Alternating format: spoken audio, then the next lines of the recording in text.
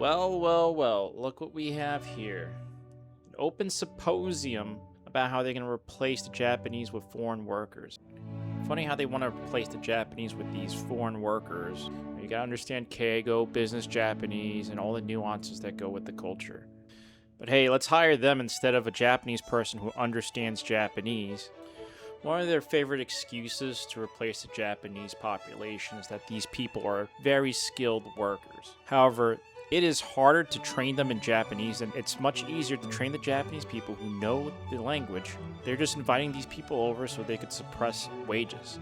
They also like to come up with this bullshit excuse that Japan has a labor shortage. There is no labor shortage. If there's a labor shortage, then the unemployment rate would be 0. Why is there still unemployed people in Japan? Why can't we give them jobs? Why do we have to invite all these people from all across the world that don't respect the culture, don't respect the country, and only treat Japan like an economic zone? What kind of skills can they bring to Japan that the Japanese people don't have? And why can't we train the younger generation in Japan who are desperately in need of jobs to take these jobs? Why do we have to give these jobs to foreigners? Don't even understand the language, who don't respect the culture, and hate you and your gut. Anywho, I digress. Here's the article. Let me click on it. So this is the Twitter page for Midori Matsushima, who's the Tokyo's 14th district member of the House of Representatives and special advisor to the Prime Minister. So she's a high-level member of the LDP. And this is what she has to say. I attended a symposium on exchanges with ambassadors to Japan from countries dispatching labor personnel to Japan as a guest. The symposium was hosted by Nagomi Chairman Tsutomu Takebe, former Secretary General of the LDP Party, bring together not only the ambassadors of Japan from Vietnam, Indonesia, Sri Lanka, Thailand, Bangladesh, Mongolia, but also a large number of participants, including members of the National Diet, officials from ministries and agencies, and corporate representatives. It was co-sponsored by the National Governors Association, the National Mayors Association, the National Villages and Towns Association, Keidanren, which is the Japan Business Federation. It's a very big business lobby, Japan Chamber of Commerce and Industry, and Japan Association of Corporate Executives. All these institutions and government agencies are involved with replacement migration. They've set up facilities to train foreigners to replace Japanese workers, and the whole goal is to undercut their labor costs so they could replace the Japanese with foreign labor. As you can see, they're meeting with all these other countries that are listed. These countries basically are the nationalities that they're trying to replace the Japanese with. The vast majority of Sri Lankans living in Japan comply with the laws, work diligently every day, learn, and make solid contributions to local communities.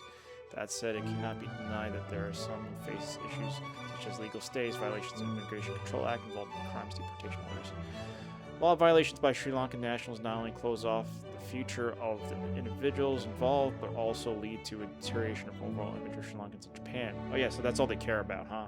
They only care about their image, but they don't care about the quality of life of the Japanese who have to deal with these people. This undermines public trust in the acceptance of foreign workers and becomes a factor that raises concern in Japanese society. That is precisely why complying with Japanese laws, manners, and rules of local communities is not merely a matter of personal freedom, but an obligation that it must absolutely be fulfilled.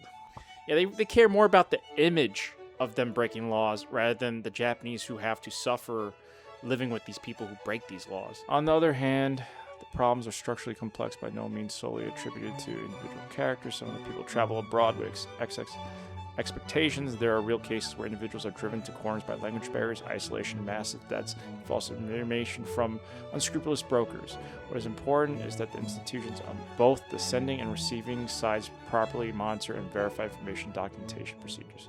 For these newly arriving in Japan, it is necessary to encourage and support them in understanding and respecting the rules and manners that underpin Japanese society. I think these people are gonna give a about following the rules. Have you seen the countries they come from? They don't respect the rules in their own country, let alone Japanese rules. I think they're going to come here and actually respect the rules of Japan. Japan's just nothing more than an economic zone for these people. In addition, Pham Chong-Hu, the ambassador of Vietnam, where the number of unemployed workers in Japan is the highest by country stated. Oh, so when you have all these people coming into Japan, they're still unemployed.